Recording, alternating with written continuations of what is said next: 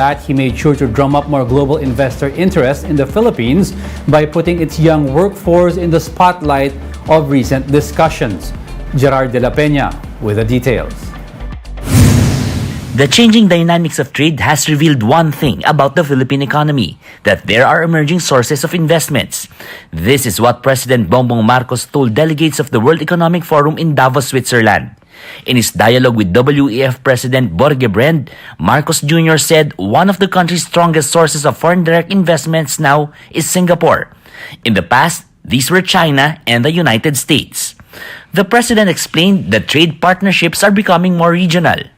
I think there has been a consensus amongst the Southeast Asian countries, Asia-Pacific countries, that we have to build these partnerships together.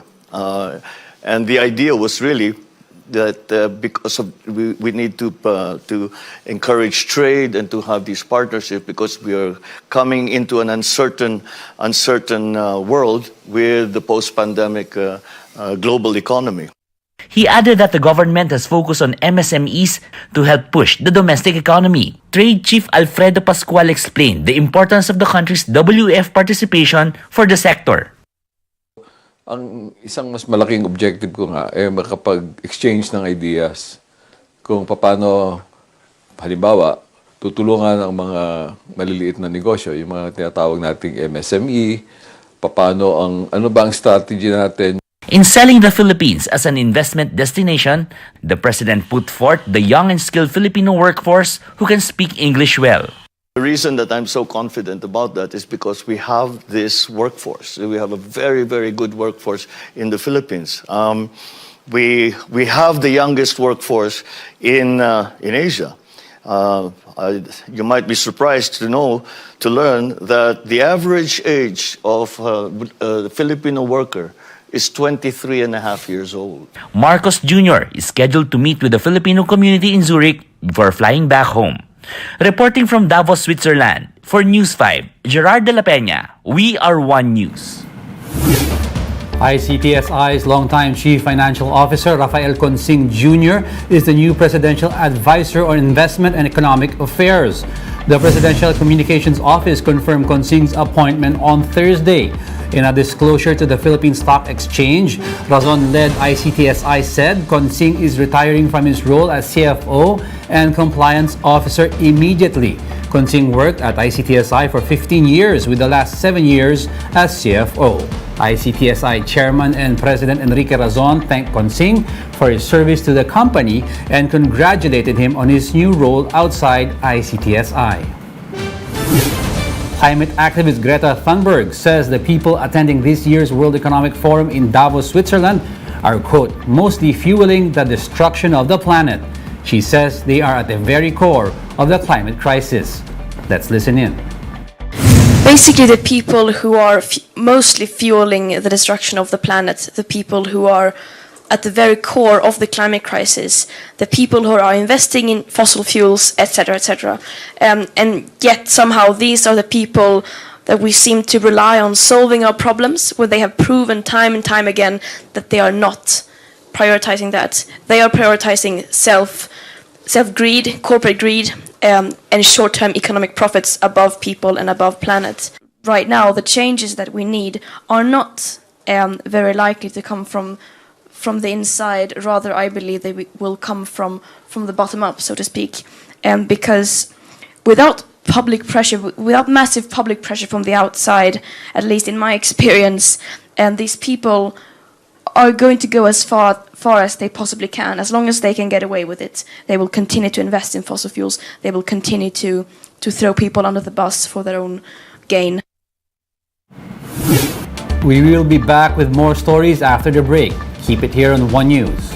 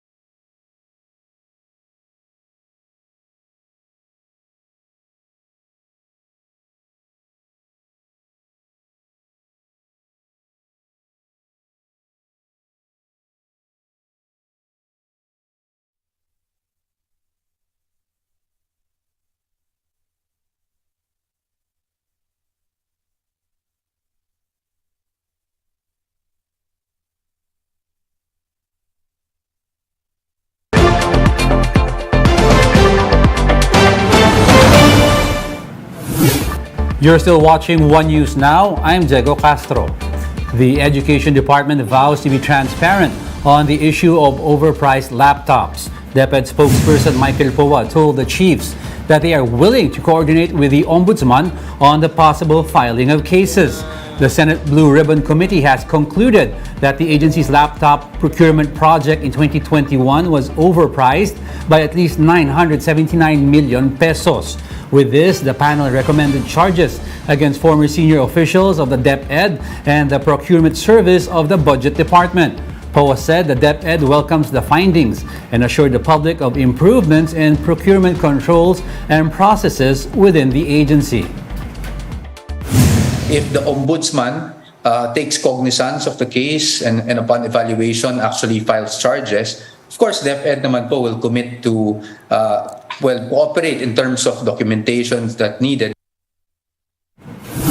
The Social Security System, or SSS, has started implementing a contribution hike despite opposition from some business and employer groups. The state insurer said it raised its contributions to 14% of the monthly salary credit effective Thursday, January 19. That's from 13% back in 2021 and 2022. The additional 1 percentage point increase will be paid for by employers. The contribution hike follows the schedule set under the Social Security Act of 2018. SSS says employers and businesses previously appealed to suspend the rate hike. However, the state insurer said it could not put the rate hike on hold at the risk of shortening the actuarial life of SSS. Meanwhile, SSS President and CEO Rolando Macasset called on business and employer groups to not look at the hike as additional operational costs. Instead, it should be considered an investment to ensure the viability of workers' pension fund. The proposed single ticketing system for traffic violations in Metro Manila is expected to be implemented within the first quarter of this year. Mon Gualvez with the report. Shuttle service driver Boyet has held onto this traffic violation ticket for 4 months after disregarding a traffic sign on Marcos Highway in Antipolo. He has to go to MMDA to pay the fine, but because of his work hours and simply the hassle, he couldn't do so. Bali doble nawawala kasi abala, hindi ka makakapasok ng isang araw kasi kailangan mo puntahan yung kung saan ka nahuli. These concerns pushed the Metro Manila Council and other transport agencies to create a Metro Manila traffic road and single ticketing system for the whole NCR. It is very, very beneficial sa ating mga motorista, itong single ticketing. At hindi na rin magkakaiba yung penalty. So hindi ka namang huhula magkano ba ang penalty sa Makati, magkano sa Pateros, magkano sa Caloocan. The technical working group earlier approved the proposed Metro Manila Traffic Code where the 20 most often committed traffic violations are indicated. Once the single ticketing system is imposed, some local government units will be forced to adjust penalties for traffic violations. MMDA will shoulder the cost for the hard drive and IT requirements of the single ticketing system.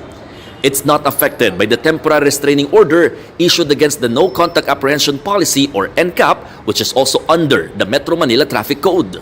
The MMDA plans to implement the single ticketing system during the first quarter of 2023 or the first week of April once it gets the go signal from all Metro Manila mayors. For News 5, Mon Gualvez, we are One News. And those are the top stories of the hour. Join us again at 9:45 a.m. as we continue to monitor the day's biggest stories. You can also catch One News on Signal Play. Register an account now at signalplay.com.ph so you can stream One News live anytime, anywhere. I'm Diego Castro. We are One News, all sides, all the time.